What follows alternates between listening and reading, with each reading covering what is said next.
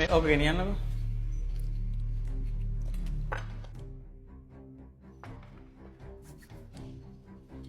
මේ මිල්ලි මෙන්න මේ ටිකත් අස් කරන්න එන්නකෝ. ටක් ගාලා මේක අස් කරා. මිලිනි ඔයා මොකක්ද ඔතන කරන්නේ? අතන ඕඩර්ස් ගොඩ ගැහිලා. ඔයා ඕඩර්ස් ටුට්ටක් බලන්න. මම එතකම මේසි සුද්ධ කරන්න. මිලිනි පොඩ්ඩක් ඉන්නකෝ. මෙතන සල්ලි ගොඩක් තියෙනවා. කවුරු හරි මිනිහෙක් ටිප් එකක් තියනවා නම් මෙච්චර ගොඩක් සල්ලි තියන්නේ නැහනේ. ඔව් කිසිම කස්ටමර් කෙනෙක් කොච්චර සල්ලි ගොඩක් තියලා යන්නේ නැහැ. මං හිතන්නේ එයාට අමතක වෙලා ගිහිල්ලාද කොහෙද. ඔව් එහෙම වෙන්නේ නැති. අපි මේ සල්ලි ටික අරන් ගිහලා සර්ට දෙමු. එතකොට සර් මේ කස්ටමර්ට දෙවෙනි සල්ලි ටික. ඕ මිලිනි ඔයා හරි. අපි ඉක්මනට සර්ට සල්ලි ටික දෙමු. ඒ මිලිනි මට නම් මාර බයයි. මේ සල්ලි ටික ඉක්මනට සර්ට දෙමු. මෙතන වෙන ඔක්කොම මම බලාගෙන හිටියේ.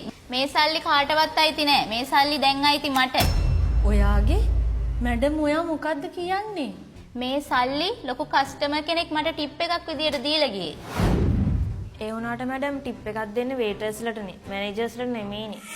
ඒක වැඩක් නෑ. ඔයාලට මේ ටිප් එක තරම්වත් සැලරි එකක් ලැබෙන්නේ නෑනේ. මැඩම් මං නම් හිතන්නේ කවුරු හරි කස්ටමර් කෙනෙක් මේ සල්ලි අමතක වෙලා දාලා ගිහලා. නැත්තම් මෙච්චර ලොකු සල්ලි ගොඩක් කවුරු හරි ටිප් එකක් විදියට තියලා යනවද? මට වැඩක් නෑ. ඔයාලා දෙන්න හිතන දේවල්.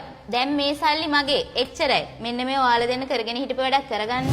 ඒත් මැඩම් මේක වැරදීනේ.